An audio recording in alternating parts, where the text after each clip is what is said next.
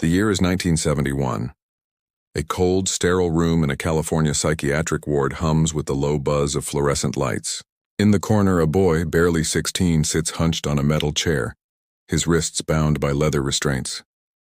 His eyes dart wildly, not at the walls or the barred window, but at something unseen, something alive in the air around him. His lips move, but the sounds that erupt aren't his own. 5 distinct voices, each with its own cadence, its own rage, its own sorrow, spill from his mouth in a cacophony that chills the nurses to their core. A gravelly baritone growls threats in broken Spanish. A child's high-pitched wail begs for mercy. A woman's voice, sultry and venomous, hisses accusations. Another, mechanical and flat, recites numbers endlessly. And the fifth is the worst. A guttural, inhuman rasp that seems to claw its way from somewhere deeper than his throat, promising violence no one dares imagine. The orderlies stand frozen. They've seen madness before, but this is something else. Something that makes the air feel wrong, heavy, like it's watching them back. The boy's name is Daniel, but no one in the ward calls him that anymore. They call him the Choir, a nickname whispered in fear because no one can explain how a single human body can hold such a symphony of chaos. What's worse, Daniel doesn't just speak these voices, he answers them. He argues, pleads, screams as if they're real, as if they're fighting for control of his soul. This is no ordinary psychiatric case. This is a descent into a darkness so profound it defies reason. A story that will unravel the fragile threads of what we believe the human mind can endure. Was Daniel possessed by something beyond explanation? Was his mind fractured by trauma so horrific it birthed these voices to shield him? Or was there a truth buried in the locked files of that California ward? A secret so disturbing it was erased from history. By the end of this story, you'll question not just Daniel's reality but your own. Could something like this happen to anyone? Could it happen to you? This case, hidden for decades, reveals the terrifying unpredictability of the human psyche. It forces us to confront how thin the line is between sanity and chaos, between who we are and what we could become. The truth behind Daniel's voices isn't just a medical mystery. It's a mirror held up to the fragility of our own minds, reflecting back questions we're afraid to ask. What happens when the mind turns against itself? What happens when the voices don't stop? If you're ready to dive into this abyss, hit that like button to help others uncover the dark corners of this story. In the comments, write, "I'm ready to discover the truth about the Choir." By doing so, you're not just engaging, you're joining a community of truth seekers, those brave enough to face the shadows of the human mind. Thank you for being here, for daring to look where others turn away. Brace yourself.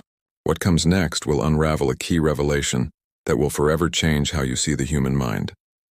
The psychiatric ward at St. Mary's Hospital in San Bernardino, California, was a fortress of routine in 1971.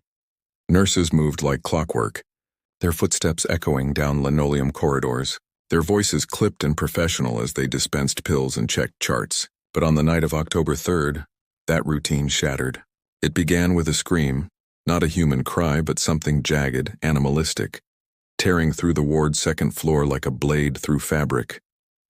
Nurses dropped their clipboards. Patients in nearby rooms fell silent, their own restless mutterings drowned out by the sound. It came from room 214, where Daniel Ruiz, a boy admitted just 3 days earlier, was strapped to his bed. Dr. Evelyn Carter, the ward's lead psychiatrist, was in her office when the scream hit. She was 42, a woman hardened by years of treating the broken and the lost, her desk littered with case files of schizophrenia, manic depression, and trauma-induced delusions. She'd seen it all, or so she thought. Sprinting to room 214, she found 2 orderlies already there, their faces pale as they held the doorframe for support. Daniel was writhing against his restraints, his body convulsing as if something inside him was trying to break free. His eyes, wide and bloodshot, seemed to look through everyone, fixing on something in the corner of the room. "They're here," he gasped, his voice his own for a fleeting moment. Then it fractured. The gravelly baritone erupted first, spitting curses in Spanish. "No me toques, maldito." A second later, the child's voice whimpered, "Please don't let it hurt me." The woman's voice followed, low and venomous. "You're all liars. You'll burn for this." The mechanical voice droned numbers, 17, 42, 88, while the guttural rasp growled, "I'll take his eyes." Evelyn froze. She'd read Daniel's file, A 16-year-old runaway found wandering the Mojave Desert, dehydrated and incoherent, muttering about others who spoke to him. No history of violence, no clear diagnosis. His parents, a quiet Mexican-American couple from Barstow, claimed he'd been normal until 6 months ago, when he started hearing things, withdrawing, scribbling strange symbols in notebooks he burned before anyone could read them. But this was beyond auditory hallucinations. This was a performance. A horrifying orchestra conducted by a boy who seemed both puppet and puppeteer. The orderlies wanted to sedate him immediately, but Evelyn stopped them. She needed to observe. She needed to understand. "Daniel," she said, her voice steady despite the chill crawling up her spine. "Who's speaking? Who are they?" His head snapped toward her, and for a moment his eyes cleared, his own voice breaking through. "They're not me," he whispered. "They're older. They know things." Then the rasp returned, louder, as if mocking her. "She thinks she can fix him. She's wrong." Evelyn's training told her this was a case of dissociative identity disorder, rare but not impossible. The voices could be fragments of a fractured psyche, born from trauma Daniel couldn't articulate. But something about the way the voices spoke, each with its own cadence, its own intent, felt too distinct, too alive. The child's voice sobbed about a dark place where the walls bleed. The woman's voice accused Evelyn of hiding the truth about the fire. The baritone ranted about a betrayal in a language no one in the room fully understood. And the guttural voice, it didn't speak to Evelyn. It spoke to Daniel, promising to free him if he gave in. By the time the episode subsided, Daniel was exhausted, his body limp, his face streaked with tears he didn't seem to know he'd shed. Evelyn ordered a mild sedative, not to silence the voices, but to give him rest. As the orderlies adjusted his restraints, one of them, a young man named Carlos, whispered to Evelyn, "I've seen a lot in this ward, Doc, but that wasn't human." She dismissed it as superstition, but as she returned to her office, she couldn't shake the feeling that Carlos was right.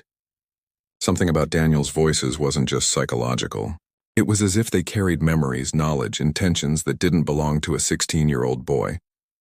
That night, Evelyn pulled Daniel's file again, searching for clues. The intake report noted his desert wanderings, his ramblings about the 5 who watch.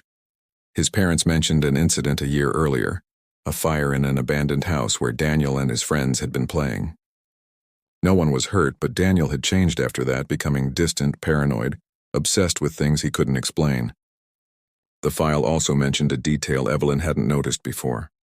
When Daniel was found in the desert, he was clutching a small, charred object, a piece of bone, unidentifiable, that he refused to let go of until he was sedated. As Evelyn closed the file, the ward's silence felt oppressive, broken only by the faint hum of those fluorescent lights. She didn't know it yet, but room 214 was just the beginning. The voices weren't just in Daniel's head. They were reaching out, and they had a story to tell, one that would pull Evelyn, the ward, and everyone in it into a nightmare no one could escape. Evelyn couldn't sleep that night. The image of Daniel's contorted face haunted her, the voices echoing in her mind like a record skipping on a forgotten player. By morning, she was back in the ward, coffee in hand, determined to peel back the layers of whatever afflicted him. The charred bone from his intake report gnawed at her thoughts. Why had he clung to it? What did it represent? She requested it from storage. A small, blackened fragment no larger than a child's finger wrapped in evidence plastic. Holding it under the harsh light of her office, she examined it closely. It wasn't animal, she decided. The texture was too smooth, the shape too deliberate. Human? The thought sent a shiver through her. She'd have to send it for analysis, but in 1971, forensic labs were slow, bogged down by bureaucracy and limited technology. For now, it was just another puzzle piece in Daniel's fractured world. The ward was quieter that morning, as if the previous night's chaos had drained the energy from the air. Patients shuffled through breakfast, their eyes downcast, avoiding room 214. Evelyn scheduled her first formal session with Daniel for 10 a.m. She chose the observation room, a stark space with a one-way mirror, padded walls, and a table bolted to the floor. 2 orderlies escorted him in, his restraints removed but ready at a moment's notice. Daniel looked smaller in the daylight, his frame gaunt, his dark hair matted with sweat. He sat across from her, hands folded in his lap, staring at the table as if it held secrets of its own. "Daniel," Evelyn began gently, her voice a practiced calm. I want to talk about what happened last night. About the voices. He didn't look up, but his shoulders tensed. They're not voices, he murmured, his own tone soft, almost childlike. They're people. They were... Before? Evelyn leaned forward, notebook in hand. Before what? Silence stretched, broken only by the distant clatter of trays in the hall. Then the child's voice emerged, high and trembling. Before the fire. Before we burned? Evelyn's pen paused. The fire, his parents had mentioned it, an abandoned house in Barstow where kids played. Tell me about the fire, Daniel. What happened there? It started slowly, Daniel's own voice recounting the day. A hot summer afternoon in 1970. Him and 4 friends sneaking into the old Ramirez house, rumored to be haunted after a family perished there decades ago. They were daring each other, laughing until they found the basement, a damp, forgotten space filled with relics, old clothes, rusted tools, and a peculiar altar of sorts with candles and strange carvings. We lit a fire, Daniel said, his eyes glazing over. Just for fun, but it spread. Too fast. Then the voices took over, each claiming a piece of the narrative. The gravelly baritone boomed, thick with a Mexican accent. I was the father, Miguel. I built that house with my hands. They took it from me. Evelyn blinked, caught off guard. Who took it? The voice laughed, bitter. The gringos. The land, but the fire. That was my end. Before she could probe, the woman's voice slithered in, sultry and accusatory. Lies. He beat us. I was Rosa, his wife.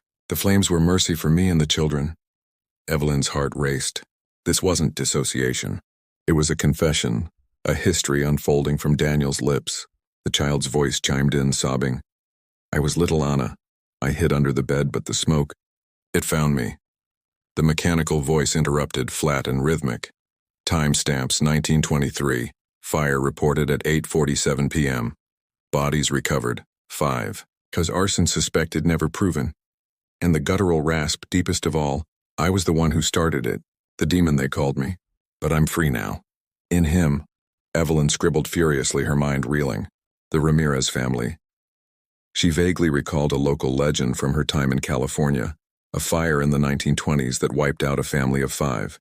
Father, mother, 2 children, and a boarder. No, the stories varied. But Daniel couldn't know this. He was born in 1955, too young for such details, unless he'd researched it, but his parents said he hated books, preferred the desert solitude. How do you know these names? She asked, her voice steady but her pulse not. Daniel's head tilted and the rasp replied, We lived it, and now we live again. Through the bone. The bone. Evelyn pulled it from her pocket, placing it on the table. Daniel's eyes locked on it, widening. That's Anna's, the child's voice whispered. From her hand. We found it in the basement. The session devolved from there. The voices argued among themselves, overlapping in a frenzy. Miguel defending his honor. Rosa hurling accusations of abuse, Anna pleading for peace. The mechanical voice, now identifying as the recorder, perhaps a manifestation of guilt, listing dates and facts like a detached historian. And the rasp, the arsonist, reveling in the chaos, promising more fires if not appeased. Evelyn called a halt after an hour, her notes a mess of fragmented dialogues. As the orderlies led Daniel away, he turned, his own voice breaking through. They want out, doctor. Help me. She nodded, but inside, doubt festered. This wasn't multiple personalities. It felt like possession, a concept she dismissed as archaic. Yet the details, the names, the dates were too precise. Back in her office, she phoned a colleague in historical archives at UCLA. Look up the Ramirez fire, 1923, Barstow area, she said. The response came hours later. Yes, a family of 4 perished, but rumors of a 5th, a drifter accused of starting it. No survivors. And the house? Burned again in 1970, ruled accidental, started by kids. No mention of bones found. Evelyn stared at the bone on her desk. If Daniel had unearthed it during his play, how did it trigger this? Trauma-induced hallucinations? Or something more sinister, like a psychological contagion from the past? That evening, as the sun dipped below the San Bernardino Mountains, Evelyn heard a faint whisper in the ward's halls. Not from room 214, but from her own mind.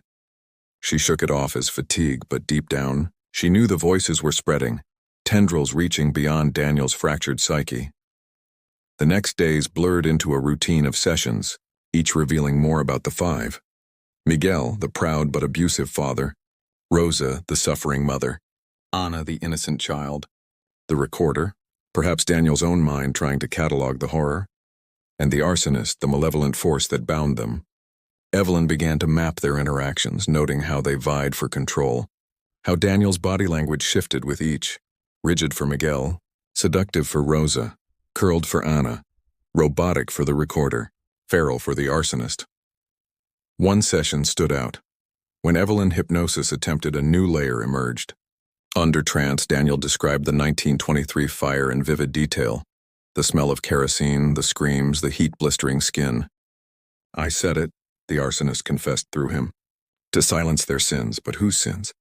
Miguel's violence? Rosa's infidelity? The family's secrets?" Evelyn pressed, but the trance broke with Daniel seizing, voices screaming in unison. Word spread in the ward. Nurses avoided night shifts near 214. Patients complained of nightmares, hearing whispers in their rooms. Carlos, the orderly, confided in Evelyn. "My abuela spoke of brujos, witches who trap souls in objects. That bone, it's cursed." She laughed it off, but privately she wondered. She sent the bone to a lab in Los Angeles for carbon dating. Results pending, she delved deeper, interviewing Daniel's parents again. They revealed more. Daniel's fascination with the Ramirez legend started after finding old newspaper clippings in their attic. But the voices? They began right after the 1970 fire, when he emerged from the blaze unscathed, clutching that bone. As weeks passed, Evelyn's obsession grew. She dreamed of the voices, waking with phrases on her lips that weren't hers. The case was consuming her, blurring lines between doctor and patient. Little did she know the voices had plans, and Evelyn was becoming their next vessel. Evelyn's dreams that night were a labyrinth of flames and shadows. She saw the Ramirez house as it must have been in 1923, a modest wooden structure on the edge of Barstow, dust swirling in the hot wind, the family inside oblivious to the doom creeping toward them. In the dream, she was both observer and participant, her hand striking the match that ignited the kerosene-soaked rags. The screams blended into voices she recognized. Miguel's roar of denial, Rosa's piercing wail, Ana's tiny pleas, the recorder's monotonous tally of the dead, and the arsonist's triumphant cackle. She woke gasping, her sheets soaked in sweat, the ward's alarm clock buzzing like a swarm of angry bees. It was 3 a.m., and for a split second she heard a whisper in her ear, not from the room but from within. "Join us." She bolted upright, heart pounding, telling herself it was stress, nothing more. But as she splashed water on her face in the bathroom, staring into the mirror, her reflection seemed to lag, her lips moving slightly out of sync. "It's nothing," she muttered, but the doubt had taken root. By dawn, Evelyn was back at her desk, poring over transcripts from Daniel's sessions. The voices' stories were consistent, unnervingly so. Miguel described building the house in 1918 after migrating from Mexico, his dreams of a better life shattered by poverty and prejudice. Rosa spoke of enduring his fists, her secret affair with a local miner as her only escape. Ana recalled hiding in the closet during their fights, clutching a doll that burned with her. The recorder listed facts. The fire started in the kitchen, spread to the bedrooms, bodies charred beyond recognition except for partial remains. And the arsonist? It claimed to be no human, but a spirit of retribution drawn to the family's sins using the drifter, a transient named Elias, as its vessel to set the blaze. Elias vanished after, presumed dead or fled, but Daniel's 1970 fire had disturbed the site, unearthing the bone and perhaps releasing them. Evelyn decided to confront the possibility head-on. She arranged for a field trip of sorts, not standard procedure, but desperation bred innovation. With permission from the hospital administrator, who viewed the case as a potential breakthrough in dissociative disorders, she took Daniel under heavy sedation and restraints to the ruins of the Ramirez house. It was a 2-hour drive through the barren Mojave, the landscape a sea of sand and scrub under a relentless sun. Daniel sat in the back of the van, flanked by orderlies Carlos and another named Frank, his eyes glassy from the drugs. Evelyn drove, her mind racing with hypotheses. If this was trauma-based, revisiting the site might trigger a catharsis. If it was something else, she pushed the thought away. The ruins were little more than foundation stones overgrown with weeds, the desert reclaiming its own. As they stepped out, a hot wind whipped up dust, carrying the faint scent of ash even after a year. Daniel stirred, his sedation wearing off. "Here," he whispered, his voice his own. "This is where it began again." Evelyn guided him to what was once the basement, now a shallow pit exposed to the elements. She had a shovel from the van, impulsive but necessary. "Show me where you found the bone," she said. Daniel pointed, trembling. As Carlos dug, the ground yielded easily, revealing more fragments, shards of pottery, rusted nails, and then another bone, larger, perhaps a femur segment, blackened like the first. The moment Carlos lifted it, Daniel convulsed. The voices erupted in a torrent, louder than ever, echoing across the empty desert. Miguel bellowed, "This was my home." "You desecrate it," Rosa hissed. "The pain." "It's still here," Anna cried. "Mama, the fire's coming." The recorder intoned, "Excavation, 1971, 10:15. Artifacts recovered, too." And the arsonist laughed. More fuel for the flame. Evelyn knelt beside Daniel, trying to calm him, but as she touched his arm, a jolt shot through her, like static but deeper, burrowing into her mind. For an instant she saw flashes. A man's calloused hand striking a woman, a child's tear-streaked face, flames licking wooden beams. She recoiled, gasping. The orderlies bundled Daniel back into the van, but the damage was done. On the drive back, he alternated between catatonia and outbursts, the voices debating among themselves about the new one, Evelyn. "She feels us," the arsonist growled. "She'll burn, too." Evelyn gripped the wheel, her knuckles white, dismissing it as suggestion, her own psyche influenced by immersion in the case. But that night, alone in her apartment overlooking the city lights, the whispers returned. Not audible, but internal, like thoughts not her own. "Help us," Anna's voice pleaded in her head. "Set us free." Desperate for rationality, Evelyn consulted a colleague, Dr. Harlan Weiss, a parapsychologist moonlighting at the university, fringe science. But she was out of options. Over coffee in a dimly lit diner, she shared the details, omitting her own experiences. Weiss listened, his eyes lighting up. "This sounds like a classic case of place memory or spirit attachment," he said. "Traumatic events can imprint on locations or objects. The bone could be a conduit," Evelyn scoffed, but he pressed. "Test it. Separate Daniel from the bone. See if the voices weaken." It was pseudoscience, but worth a try. Back at the ward, Evelyn locked the bones in her office safe. That night, Daniel's screams echoed through the halls again, but weaker, fragmented. "Give it back," the arsonist demanded. Evelyn monitored from the observation room, noting the change. Progress or escalation? As she watched, a nurse burst in. "Doctor, there's a fire alarm in the storage wing." Panic surged.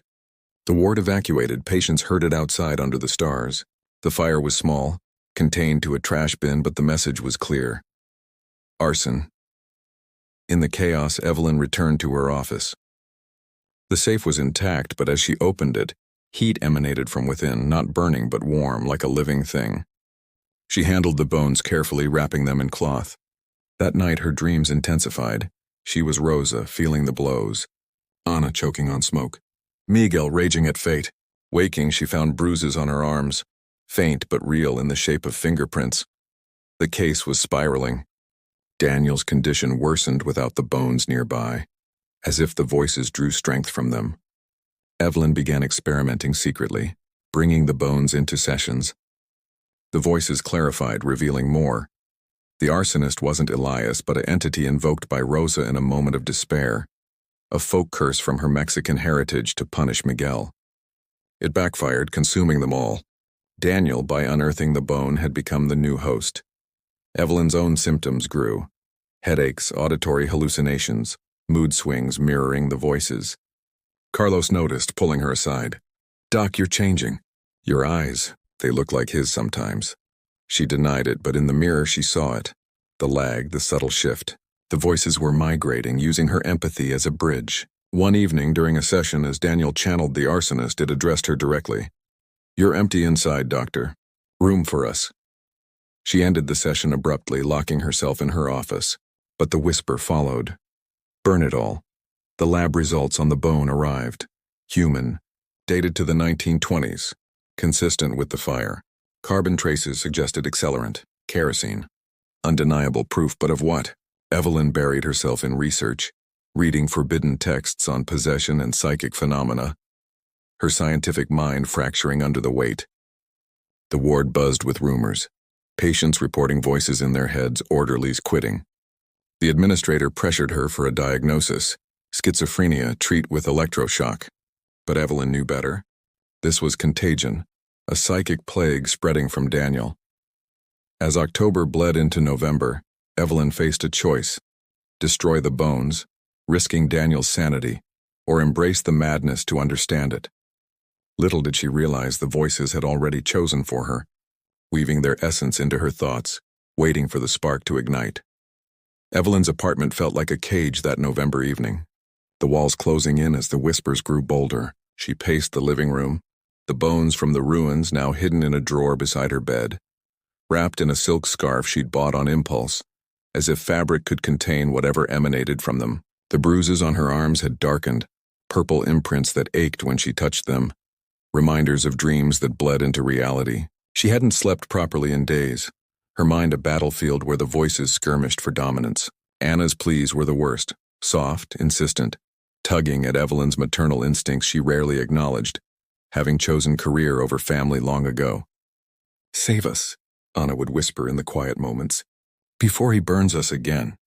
Evelyn poured a glass of whiskey, her hands shaking, telling herself it was psychosomatic, a transference from Daniel's delusions to her own stressed psyche. But deep down she knew better. The voices weren't just echoes. They were invaders colonizing her thoughts like a virus. At the ward the next morning, the atmosphere was electric with tension. Nurses huddled in groups murmuring about the small fire in the storage wing. Officially ruled as faulty wiring, but unofficially blamed on that boy in 214. Patients were restless, some mimicking Daniel's outbursts in their own ways. One elderly man with dementia began reciting numbers obsessively. Another woman accused invisible figures of betrayal. Evelyn overheard Carlos warning a new orderly. "Stay away from the doc today. She's got that look." She ignored it, heading straight to Daniel's room. He was calmer than expected, sitting by the window staring at the gray sky. The restraints were looser now, a sign of tentative trust, but his eyes held a knowing glint that unnerved her. "Daniel," she said, pulling up a chair, "we need to talk about the bones." He turned slowly, and for a moment it was Miguel who spoke. "You took them. They belong to us." Evelyn nodded, producing the smaller bone from her pocket, the one from intake.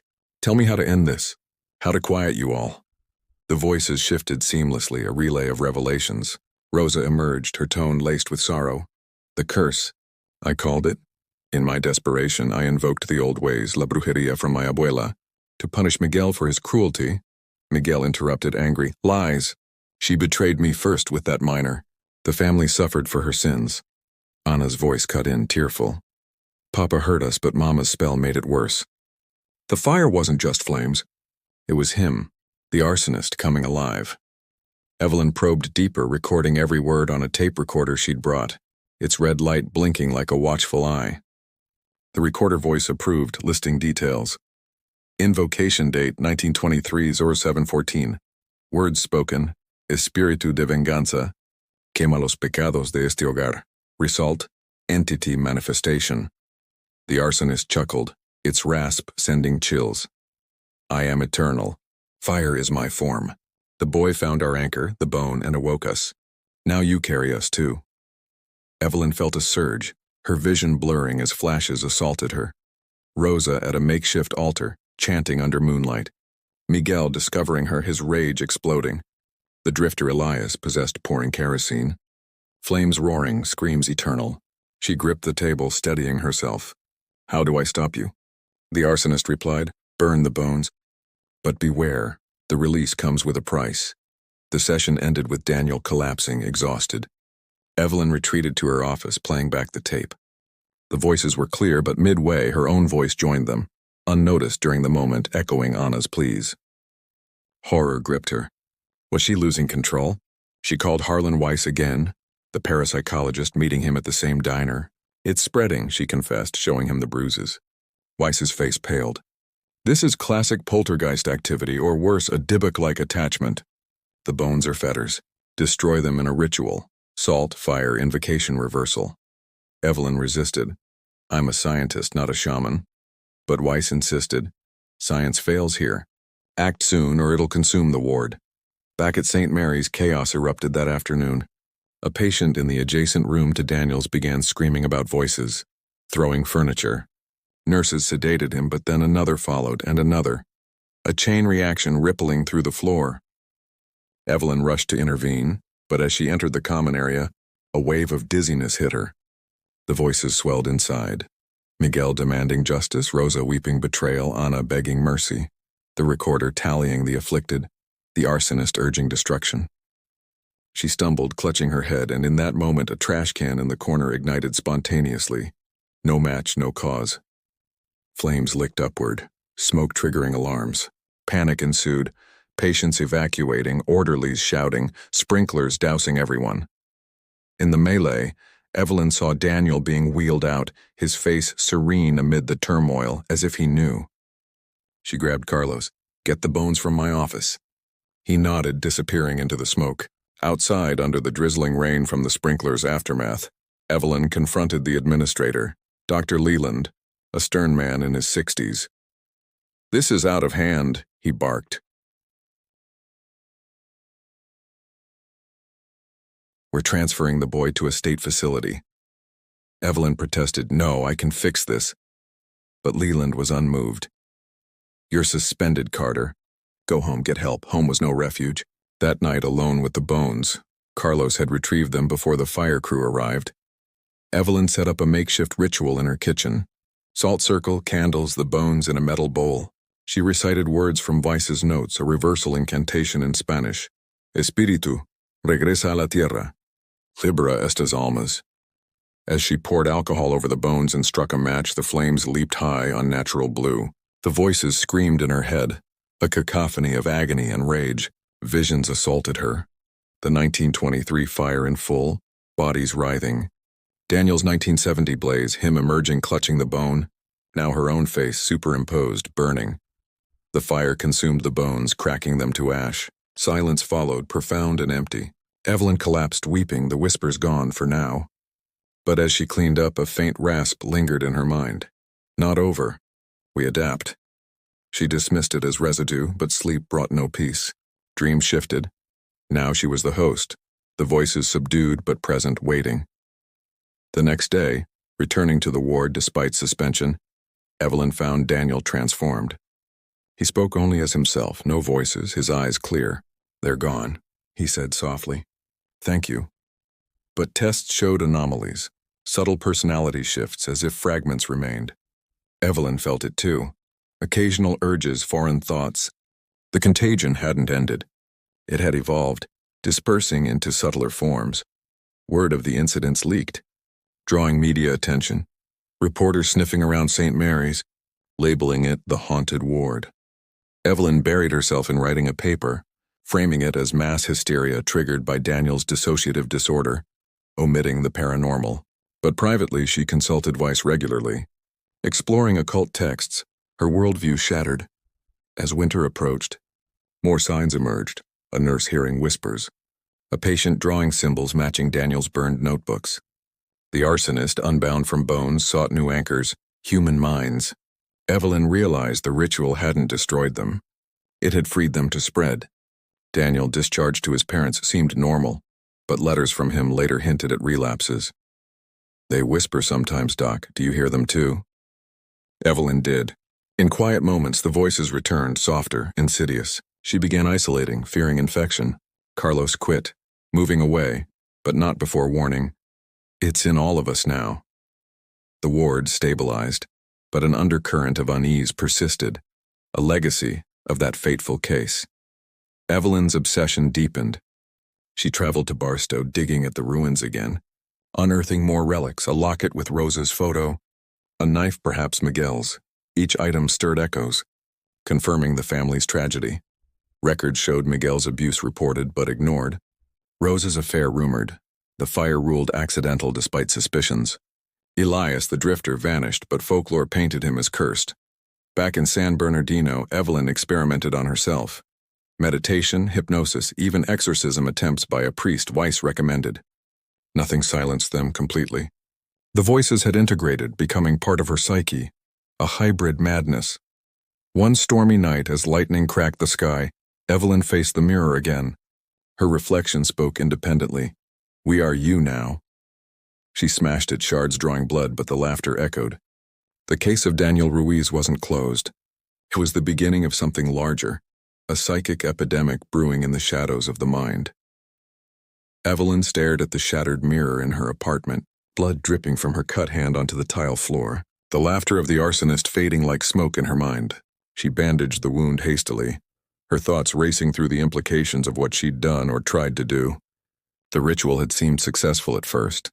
The bones reduced to fine ash that she flushed down the sink, watching the gray swirl disappear into the drain. But the voices hadn't vanished. They'd transformed, becoming subtler, more integrated into her daily thoughts. It was as if by destroying their physical anchor, she'd invited them to take root in the fertile soil of human consciousness, spreading like roots through the ward and beyond. She called Weiss that night, her voice trembling over the phone line. "It didn't work," she confessed. "They're still here, and now they're in me." Weiss's response was grim. "You've become the new vessel. We need to contain this before it infects more." The following morning, Evelyn defied her suspension and slipped back into St. Mary's through a side entrance, her coat collar turned up against the chill wind. The ward was a ghost of its former self. Staff shortages from resignations, patients transferred to other facilities amid rumors of a curse. Daniel was still there, in isolation now, his room reinforced with extra locks. She found him drawing on the walls with a smuggled crayon, symbols that matched those from his burned notebooks, spirals, flames, faces twisted in agony. "Daniel," she whispered through the observation slot, "do you hear them?" He looked up, his eyes hollow. "Not like before. They're quiet now, but I feel them, watching." Then, in Anna's voice, soft and pleading, "You set us free, doctor." "But freedom hurts." Evelyn's head throbbed, Miguel's anger bubbling up as her own irritation. She suppressed it, focusing on the task. She needed evidence, something tangible to prove this wasn't mass delusion. In her office, still accessible with her spare key, she rifled through files, pulling records of other patients who'd shown symptoms. There was Mr. Harlan, the dementia case, now reciting numbers obsessively, just like the recorder. Mrs. Lopez accusing her nurses of betrayal in Rosa's venomous tone. Even Carlos had mentioned hearing growls in his sleep, dismissing them as nightmares. It was spreading, a psychic virus leaping from mind to mind through proximity. Empathy, or perhaps something more ethereal, determined, Evelyn organized an impromptu group session, gathering the affected patients in the common room under the guise of therapy. Leland was away at a conference, giving her a window. 6 patients sat in a circle, including Daniel, their faces a mix of confusion and fear. "We've all been hearing things," she began, her voice steady despite the internal chorus. "Let's share." It started slowly. Harlan droned dates from 1923. Lopez hissed about the cheating wife. Another patient, a young woman with bipolar, spoke in a child's whimper about hiding from fire. As they talked, the voices amplified, overlapping in the room like a seance gone wrong. Evelyn felt the surge, her body tingling as if electrified. Suddenly, Daniel stood, his voice shifting to the arsonist's rasp. "Gather them. Burn the sins." The room erupted, patients screaming, orderlies rushing in. In the chaos, a lamp overturned, sparking on the carpet. Fire again, small but symbolic, extinguished quickly. But the incident sealed Evelyn's resolve. She contacted Daniel's parents, arranging a meeting at their modest home in Barstow. The drive through the desert was meditative, the vast emptiness mirroring her inner turmoil. Mr. and Mrs. Ruiz welcomed her warily, their living room cluttered with religious icons, crucifixes, statues of saints, as if warding off evil. "He's better since discharge," Mrs. Ruiz said, but her eyes betrayed doubt. Evelyn pressed, "Tell me more about the Ramirez legend." "Anything you remember?" Mr. Ruiz, a weathered mechanic, sighed. "Old stories. The family burned in 23. Father abusive, mother a bruja, they say. Kids caught in the middle. A drifter set the fire possessed by something dark. Folks say the land's cursed. Kids shouldn't have played there. Evelyn showed them photos of the symbols Daniel drew. Mrs. Ruiz gasped, "That's from my abuela's book." She fetched an old, leather-bound tome, pages yellowed filled with folk spells and warnings. Protections against espiritus malignos. Flipping through, Evelyn found the invocation Rosa had mentioned, words to summon vengeance. "Your family? Any connection to the Ramirezes?" Mrs. Ruiz nodded reluctantly. "Distant relatives. My great-aunt was Rosa's sister. The curse lingered, they said. It clicked, genetic memory, or literal haunting passed through blood. Daniel, as descendant, was susceptible, the bone a trigger." Back in San Bernardino, Evelyn dove into genealogy, using hospital resources to trace lines. The Ruiz family tied back to Rosa's sibling, a survivor who fled after the fire. The curse, if real, was hereditary, activated by trauma. But why the voices now? The 1970 fire reenacted the original awakening dormant entities. Evelyn's own involvement deepened the bond. Her empathy made her a conduit. Nights blurred into days. Evelyn experienced blackouts, waking in odd places, hands sooty as if starting fires she didn't remember. Weiss visited, performing readings with crystals and incense, detecting high-energy residues. "This is a group possession," he theorized. The 5 souls trapped in limbo using Daniel as entry, now diffusing. They planned a mass exorcism, blending psychiatry and occult, hypnosis for patients, rituals to banish. The event unfolded in the ward's chapel, unused for years. Candles flickered, salt lines drawn. Patients assembled, Daniel at center. Evelyn led, reciting reversal incantations while Weiss chanted. Voices rose in protest, bodies convulsing. Evelyn felt them clawing inside. Miguel's pride, Rosa's pain, Anna's innocence, the recorder's detachment, the arsonist's fury. Visions overwhelmed, flames engulfing the Ramirez home, screams eternal. She pushed through, voice hoarse. "Libera estas almas." But doubt lingered. Weeks later, discharges proceeded, ward normalizing. Evelyn resigned, haunted by remnants. Occasional whispers, urges to light matches. She moved to Los Angeles, starting private practice, specializing in unexplained psychoses. Daniel thrived, but letters hinted echoes. "Sometimes I hear faint songs. Talk like a choir far away." Evelyn researched similar cases. Annalisa Michel in Germany, multiple voices deemed possession, ending tragically. Billy Milligan in Ohio, personalities as fragments. She wondered if all were connected, a global web of fractured souls seeking hosts. One evening, browsing old newspapers, she found a clipping. Another fire in Barstow. 1972. Abandoned shed, bones unearthed. Whispers returned. We endure. The cycle continued, voices evolving, waiting for the next vulnerable mind. Evelyn's new life in Los Angeles was a fragile construct, built on the ruins of her time at St. Mary's. She rented a small bungalow in Echo Park, its walls painted a cheerful yellow that did little to dispel the gloom settling over her days. Her private practice focused on trauma survivors, but each session felt like a mirror to her own unraveling. Patients spoke of intrusive thoughts, auditory hallucinations, fragmented memories, and Evelyn nodded knowingly, her mind whispering echoes of Miguel's defiance, Rosa's bitterness, Anna's fragility. She medicated herself discreetly, antipsychotics to dull the edges, but the voices adapted, surfacing in dreams or quiet moments, disguised as intuition or memory. "We are part of you," the arsonist would rasp during sleepless nights, its presence a low burn in her chest. She journaled obsessively, pages filled with dialogues she held with them internally, trying to negotiate peace. But peace was elusive. The entities fed on conflict, stirring old wounds. One afternoon, a package arrived at her door. No return address, postmarked from Barstow. Inside, a small vial of ash, gray and fine, accompanied by a note in shaky handwriting. "From the ruins. They call to me still. Dear Daniel." Evelyn's hands trembled as she held it, feeling a familiar warmth emanate from the glass.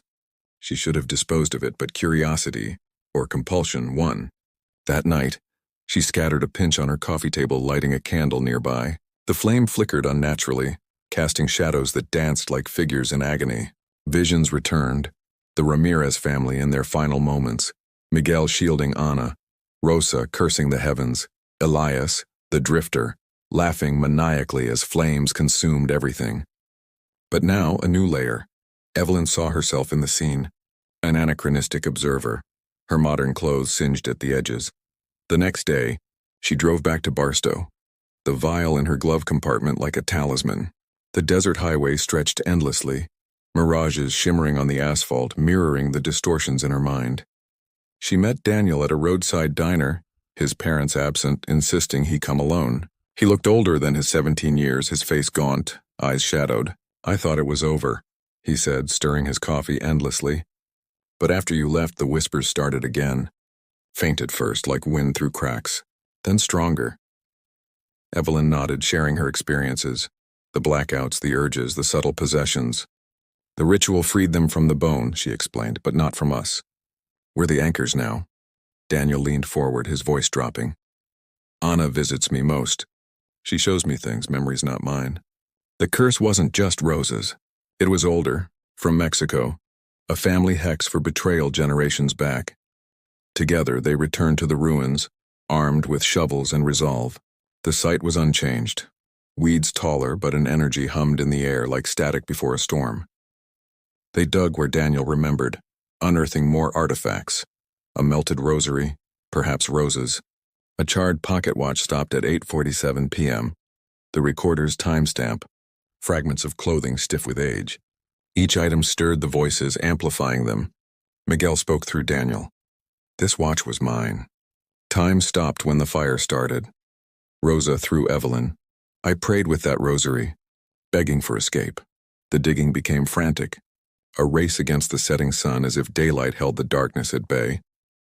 As dusk fell, they found it, a small chest buried deep, wood-scorched but intact.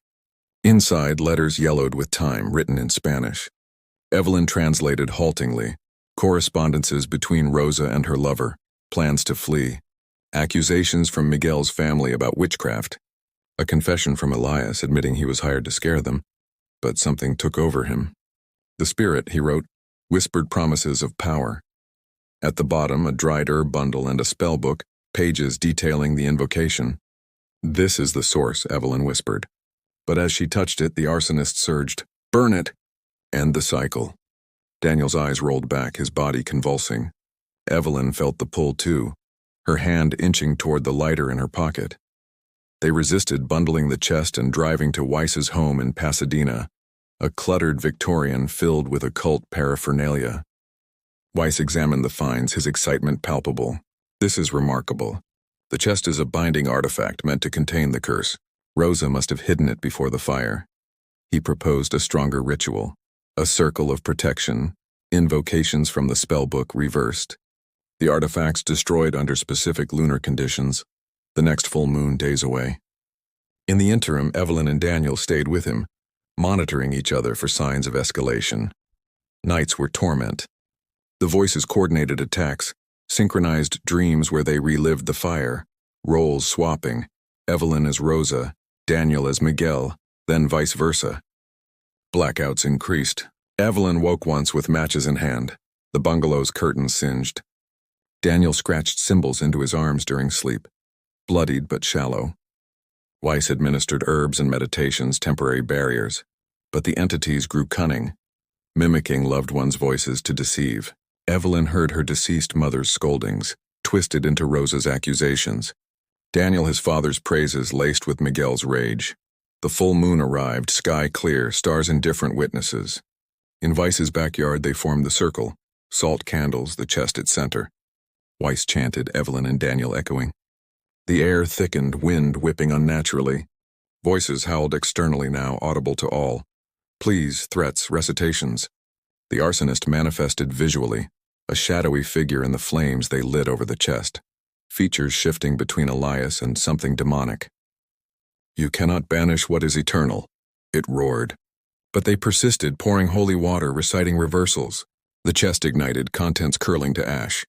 A scream pierced the night, not human but collective agony. Then silence profound, the shadow dissipating. Exhaustion claimed them. Morning brought clarity, voices gone truly this time. Daniel smiled genuinely, the weight lifted. Evelyn felt empty but free, her mind her own. They parted ways, Daniel back to Barstow, promising updates. Evelyn to her practice, vowing caution. Months passed. Evelyn published anonymously on the case, framing it as a study in collective delusion but hinting at paranormal elements. Responses flooded. Similar stories from across California, voices in wards, unexplained fires. One letter stood out from a nurse at St. Mary's. A new patient hears 5 voices. Found wandering the desert clutching ash. The cycle hadn't broken. It had paused. Evelyn burned the letter, but the whisper returned. Faint, we wait. She knew then, the entities weren't destroyed, merely displaced, seeking new hosts in the endless desert of human frailty. Evelyn watched the letter's ashes swirl down her kitchen sink, the faint scent of smoke lingering in the air like a taunt. The whisper, we wait, echoed in her mind, a residual hum she attributed to fatigue, nothing more. She had convinced herself the ritual with Weiss and Daniel had severed the ties, banishing the entities back to whatever void they emerged from. Her practice in Los Angeles thrived on the surface, patients praising her insights into trauma, unaware that her empathy stemmed from a shared abyss. But subtle signs persisted. A flicker in her peripheral vision, a sudden chill in warm rooms, an inexplicable urge to doodle flames on notepads during sessions.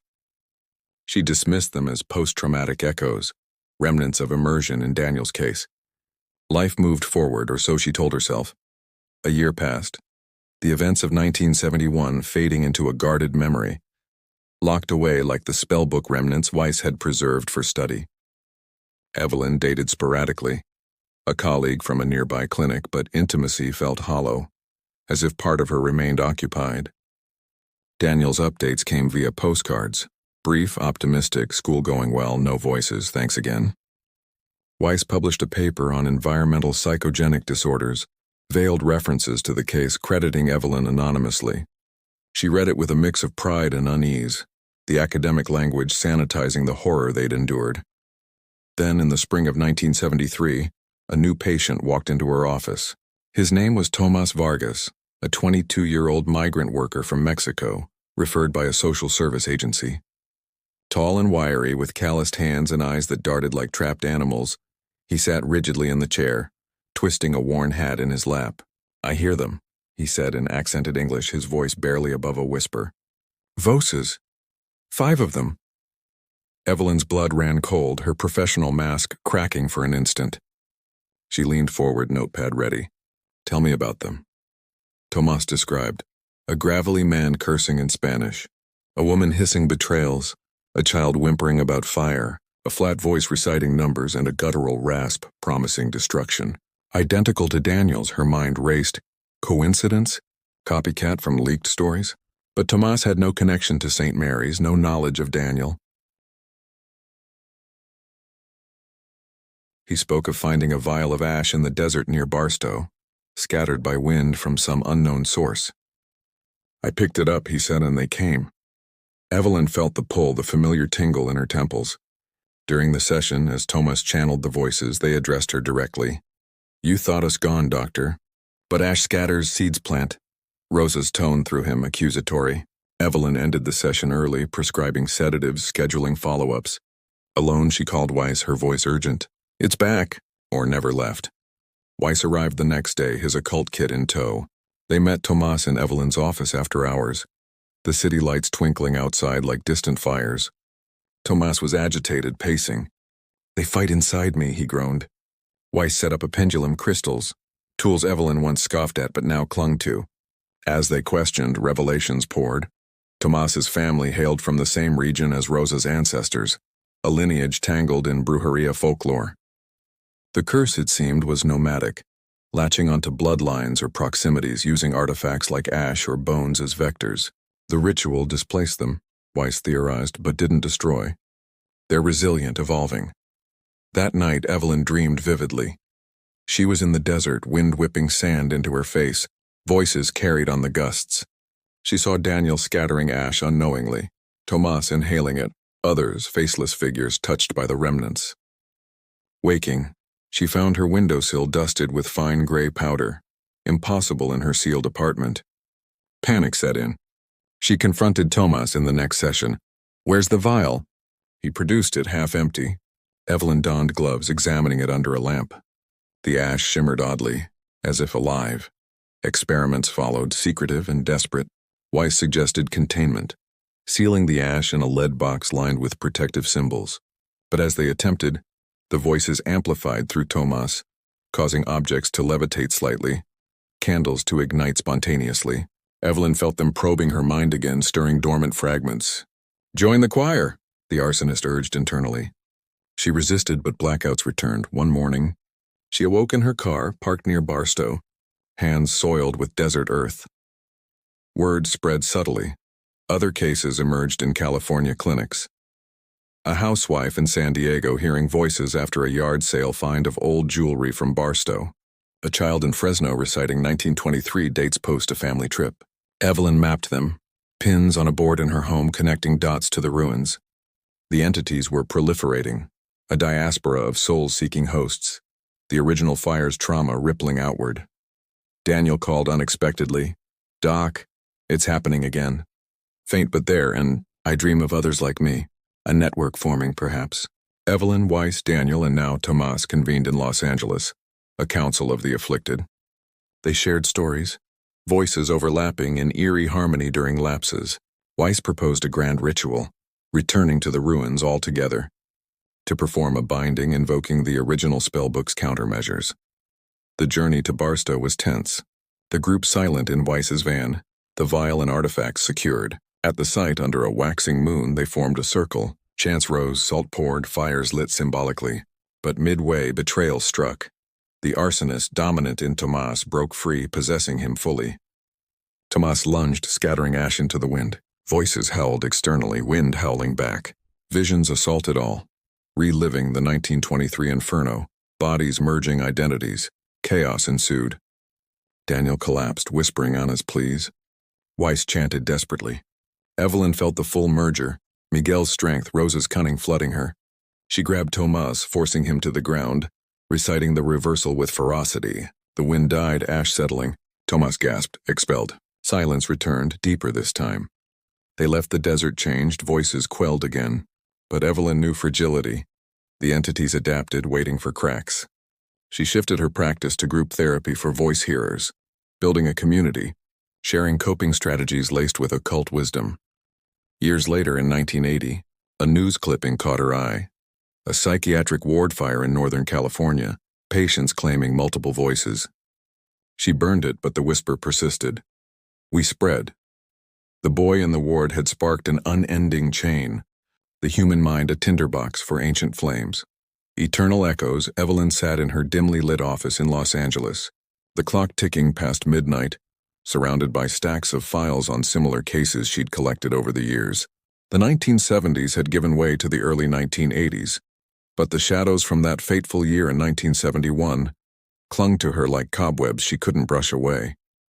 Her hair had grayed prematurely, lines etched deep into her face from sleepless nights and the constant battle against the whispers that never fully silenced.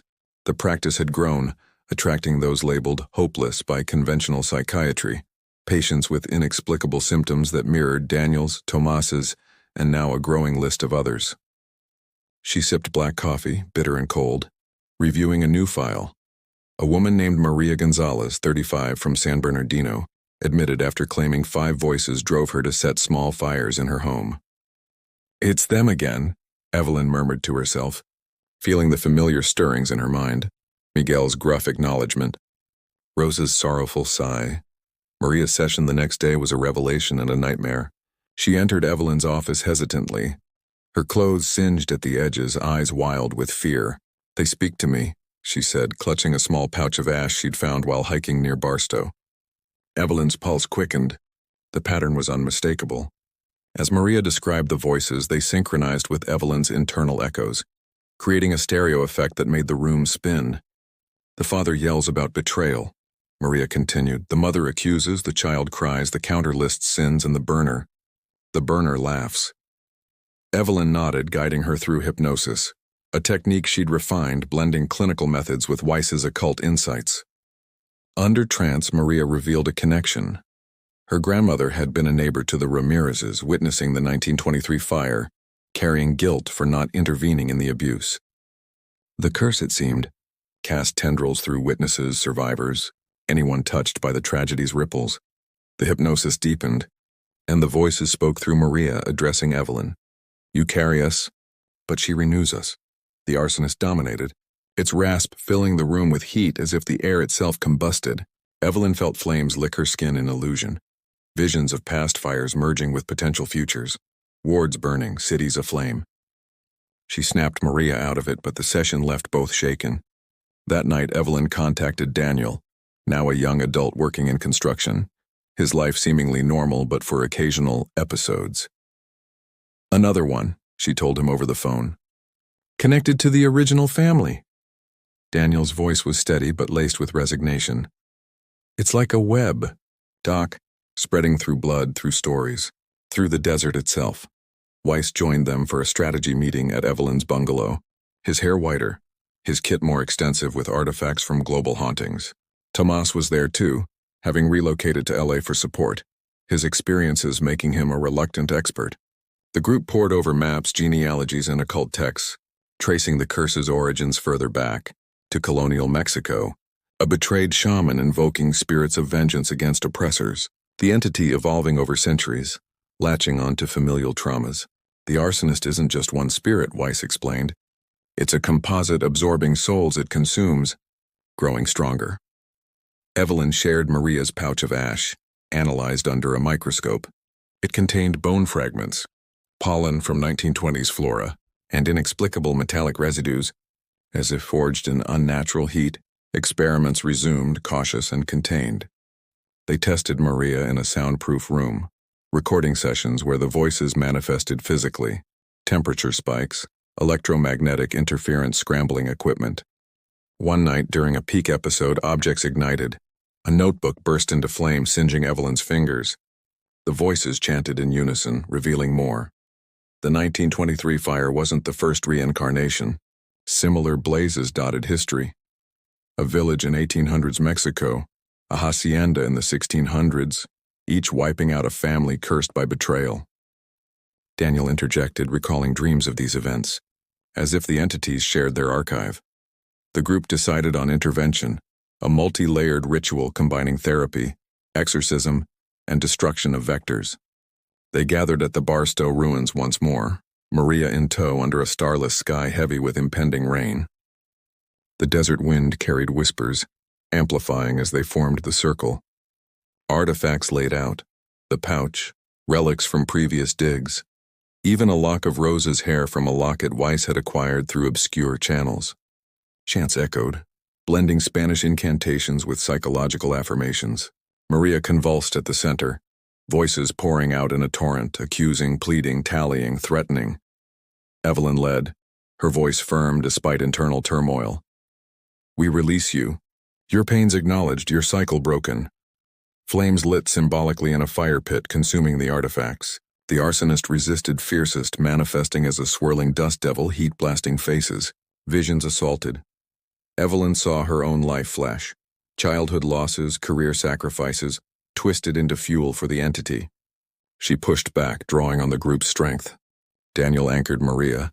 Tomas chanted protections, Weiss wielded symbols. But weeks later, doubt crept. A news report. A fire in a Mexico border town, survivors babbling about voices. Then a patient in Evelyn's practice exhibited subtle signs, reciting numbers oddly. She investigated, finding links to Tomas's family. The entity had jumped again, perhaps fragmented, weaker but persistent. Evelyn evolved her approach, forming a network of survivors. Daniel, Tomas, Maria, others touched, meeting monthly, sharing stories, reinforcing barriers. Weiss documented, publishing under pseudonyms, warning of transmissible psychoses. The 1980s unfolded with more cases, each a thread in the web. A teenager in Nevada after a desert campout, a psychiatrist in Arizona mirroring Evelyn's path. One evening, alone, Evelyn faced the mirror. No lag now, but a faint glow in her eyes during stress. You endure, she whispered to the reflection. acknowledging the remnants. The case of the boy who spoke 5 voices had birthed a legacy, a disturbing truth about the human mind's porosity to ancient evils, traumas echoing through time, seeking eternal hosts in the fragile vessels of sanity. 10. The unquenchable fire. Evelyn Carter stood at the window of her Los Angeles office, gazing out at the sprawling city below, lights twinkling like embers in a dying fire. It was 1985 now, 14 years since that fateful night in 1971, when Daniel Ruiz shattered the quiet of St. Mary's psychiatric ward with his symphony of torment. The boy who spoke 5 voices at once had become a man, living quietly in Barstow. But the echoes of his case reverberated through Evelyn's life like a never-ending refrain. She had aged beyond her years, her once sharp features softened by exhaustion, her mind a labyrinth where rationality and the inexplicable intertwined. The voices, the relentless choir of Miguel, Rosa, Ana the recorder, and the arsonist, had not been silenced entirely. They lurked in the peripheries of consciousness, faint whispers during moments of vulnerability, reminders that some darknesses cannot be fully exorcised. They had evolved, adapting to the barriers she and her unlikely allies had erected, becoming subtler, more insidious, weaving themselves into the fabric of thoughts and dreams. Reflecting on it all, Evelyn understood the profound fragility of the human psyche. What began as a seemingly straightforward psychiatric case, a teenager's dissociative episode triggered by trauma, unraveled into a tapestry of historical horror, ancestral curses, and spiritual contagion. The Ramirez fire of 1923 wasn't merely a tragic accident. It was a vortex, a point where human suffering summoned something ancient and malevolent, binding souls in eternal conflict. Daniel's innocent play in the ruins had cracked open that seal, allowing the entities to spill forth, seeking new vessels in a world unprepared for such invasions. Evelyn had witnessed the spread, from Daniel to herself, to Tomas, Maria, and countless others whose stories crossed her desk. Each case a variation on the theme, voices clashing in internal battles, fires igniting without cause, lives upended by forces defying medical explanation. She had learned that the mind is not an isolated fortress, but a porous membrane, susceptible to the residues of past atrocities, where trauma echoes across generations, amplified by unspoken guilts and forgotten rituals. The rituals, the confrontations at the Barstow ruins, the networks of survivors, they offered temporary reprieves, moments of clarity in the chaos. But Evelyn knew the truth. The fire was unquenchable. Destroy one anchor, the bones, the ash, the artifacts, and another emerged, carried on desert winds or hidden in family heirlooms. The arsonist, that guttural embodiment of vengeance, laughed at their efforts, its essence splintering and reforming, drawn to the cracks in human resolve. Miguel's pride, Rosa's despair, Ana's innocence, the recorder's detachment. They weren't just personalities. They were archetypes of suffering, universal in their pain, eternal in their quest for resolution. Evelyn's own integration of them had taught her empathy's double edge. To heal others, she absorbed their shadows, becoming a living archive of the inexplicable. In quiet hours, Evelyn pondered the broader implications. What if such cases weren't anomalies but symptoms of a deeper malaise? The human mind, evolved for survival, harbors chambers where the past refuses to die, where collective traumas manifest as personal hauntings. Daniel's story revealed how vulnerability, be it from abuse, loss, or curiosity, invites these intruders, turning individuals into battlegrounds. Justice, she realized, was illusory. The entities sought not punishment, but release, yet their bindings were self-perpetuating, fueled by the very resistance against them. Her work had shifted from cure to management, teaching survivors to negotiate with their inner choirs, to find harmony in discord. Yet the cost was high. Relationships strained, sanities frayed, lives forever altered by the knowledge that reality's veil is thin and beyond it lurk forces eager to cross. As the years accumulated, Evelyn documented it all in unpublished journals, a testament for those who might follow. She thought of Daniel often, his youthful face superimposed over the man he'd become, wondering if he still heard the faint melodies in the wind. Tomas and Maria had moved on, but occasional letters hinted at relapses. A dream of flames, a whispered name. Weiss, her occult counterpart, had passed in 1983, his final words a warning. The fire spreads unseen. Evelyn felt the weight of that legacy, a solitary guardian against an insidious tide. The psychiatric community dismissed such notions as folklore, preferring diagnoses of schizophrenia or dissociative identity disorder, but she knew better. The boy in the ward had opened her eyes to the mind's dark undercurrents, where science met the supernatural, and neither emerged unscathed. In the end, Daniel's case wasn't about possession or madness. It was a mirror to humanity's hidden depths, a reminder that we all carry voices, echoes of ancestors, regrets, fears, waiting for the spark to ignite them. The fragility of morality lay in how easily those voices could dominate, turning ordinary lives into infernos of conflict. Justice in this realm was not retribution but understanding, a compassionate acknowledgement of the pains that bind us. Evelyn's journey had marked her, but it had also empowered her, transforming fear into wisdom. As she closed her office for the night, the city lights below seemed less like embers and more like beacons, guiding those lost in their own internal storms. You've made it to the end of this harrowing tale, brave viewer, a journey through the shadowed corridors of the human mind that few dare to traverse. Congratulations. You've proven yourself among the elite, those with the courage to stare into the abyss and emerge with eyes wide open to the truths that lurk beneath the surface. By staying until now, you've joined a rare circle of truth seekers who understand that some stories don't end. They resonate, challenging everything we thought we knew about sanity, spirits, and the secrets that bind them. Now, I invite you to share your reflections in the comments below. Write the phrase, "This story ignited a fire in my understanding of the mind's shadows." By doing so, you'll signal to our most dedicated followers that you're one of us, a committed explorer of the enigmatic, helping to forge a community bound by the pursuit of hidden truths that society shuns.